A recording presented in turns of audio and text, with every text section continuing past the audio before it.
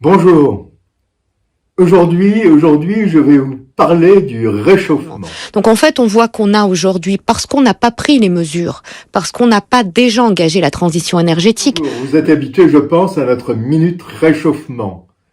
Dans chaque journal télévisé, avec à chaque fois un intervenant nous disant que cette température élevée que nous supportons est une chose complètement nouvelle. Évidemment, je crois que nous allons vers un cycle de réchauffement, mais cela ne date pas d'hier et cela ne date pas de notre ère industrielle. C'est faux. Je vais vous emmener aujourd'hui dans le Sahara libyen, dans les déserts de l'Akakus et du Messac, où j'ai fait des reportages sur les trésors archéologiques de l'Akakus et du Messac. Ces reportages ont été faits avec l'autorisation des autorités libyennes du moment, c'est-à-dire du gouvernement du colonel Kadhafi.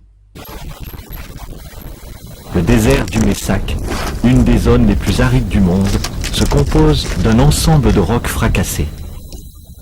Difficile d'accès, les moyens de locomotion modernes se heurtent à des fragments des rochers chauffés de blanc qui mettent à mal très rapidement n'importe quel pneumatique.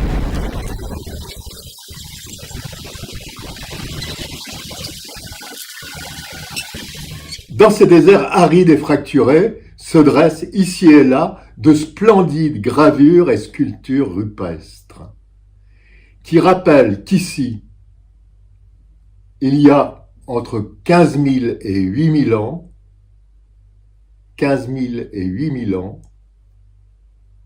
dans ce désert, il y avait une savane luxuriante, avec des animaux comme on en voit en Afrique centrale et en Afrique du Sud.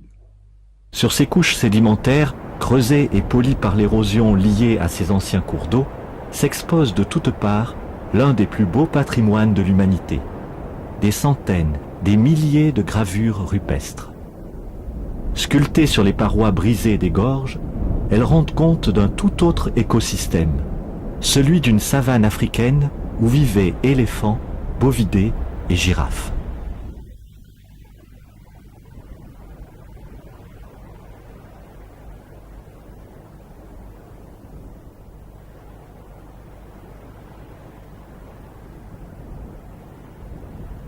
Parce que maintenant, ici, si tu grattes un trou, hein, 1 mètre comme ça, tu trouves de l'eau dedans.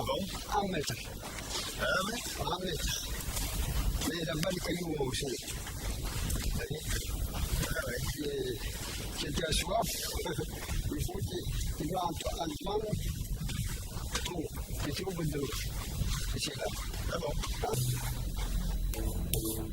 Le Messac a connu 2 longues périodes humides. Pendant la deuxième phase, des pluies annuelles régulières ont alimenté de nombreux cours d'eau, lacs et marécages. Une savane est apparue, favorable à la grande faune tropicale. Chasseurs et pasteurs ont gravé sur la pierre les images d'une vie matérielle et psychique dont l'art rupestre du Messac nous renvoie un écho bien lointain à travers le temps.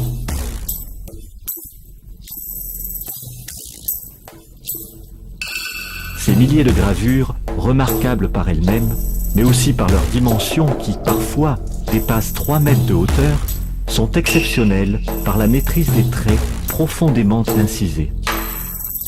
Admirables par le style, pour la plupart, ce sont de véritables chefs-d'œuvre. Les artistes du Messac ont limité leur représentation à un certain nombre d'espèces animales. Les animaux sont solitaires ou en troupeau, comme les bovidés domestiques, mais aussi la grande faune sauvage.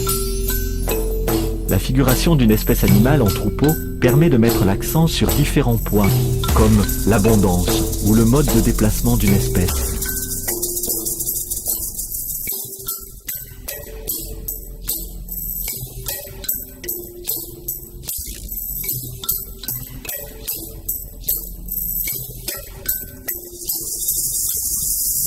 La figuration d'animaux solitaires met en évidence la beauté et les caractères morphologiques intrinsèques à une espèce donnée, que les artistes parviennent parfois à croquer en quelques traits d'une extraordinaire simplicité.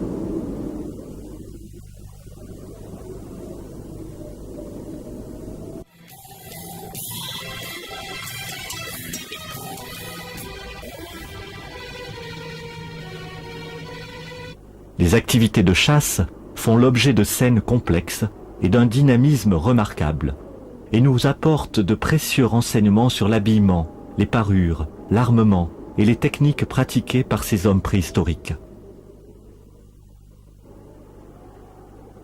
Un affrontement de cerfs gravé dans le wadi. Admirable pour son trait et particulièrement impressionnant par sa complexité, car l'artiste a travaillé sur plusieurs plans. Il nous livre une œuvre à plusieurs dimensions.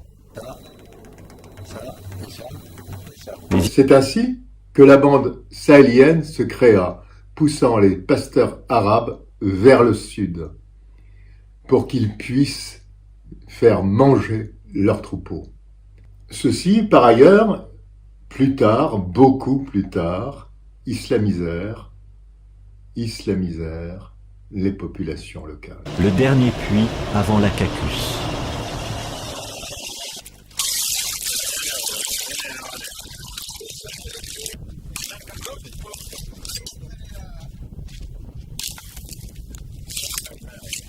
Cette fois-ci, nous sommes dans l'Akakkus. Alors l'Akakkus, c'est à la frontière du Tibesti, à la frontière avec le Tchad. Mais alors là, très très peu d'eau. Au contraire du Messac où, nous avait dit le guide, il y avait de l'eau à 4 mètres.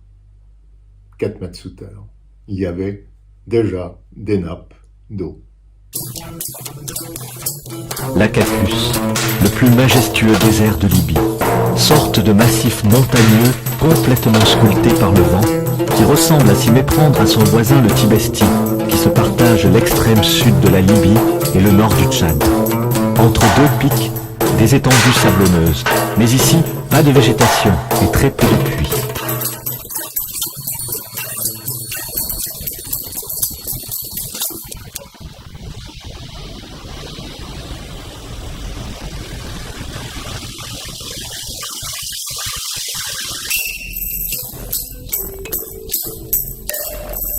Dans la région, nombre de surfaces rocheuses, faces de gros blocs, affleurements, parois d'abris sous roches, attestent la présence, dès le néolithique ancien, de semi-nomades qui parcouraient l'ensemble de ces vastes territoires, à la fois terrains de chasse et de récolte, dans des milieux alors relativement humides et riches de production naturelle.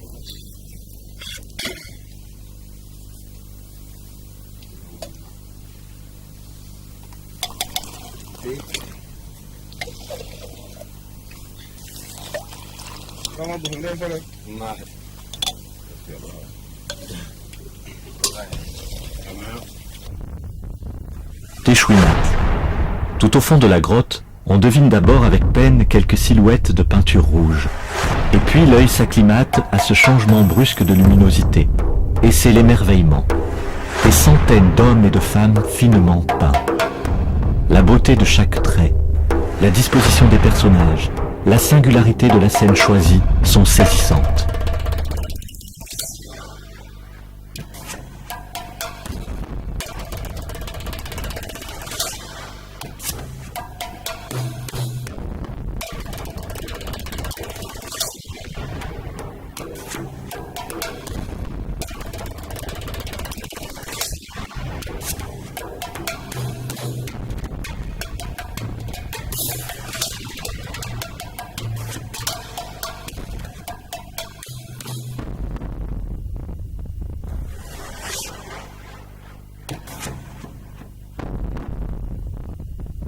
Certains échantillons de cette peinture millénaire, si étonnamment résistante, ont été analysés en laboratoire.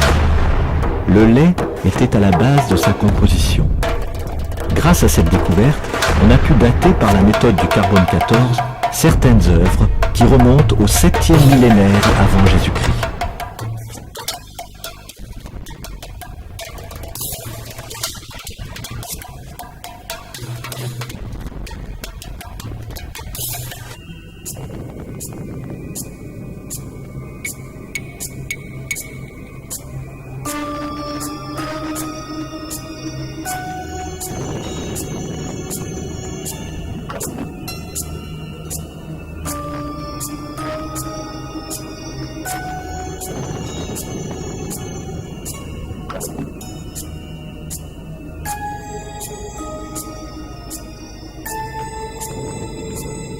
Combien de temps faudra-t-il aux chercheurs pour réaliser l'inventaire général et exhaustif de l'art saharien?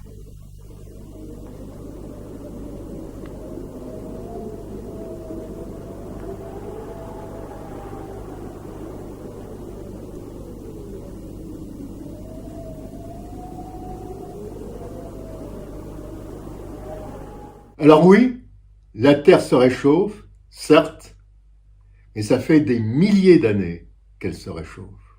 Bon, j'espère que vous avez aimé ce récit.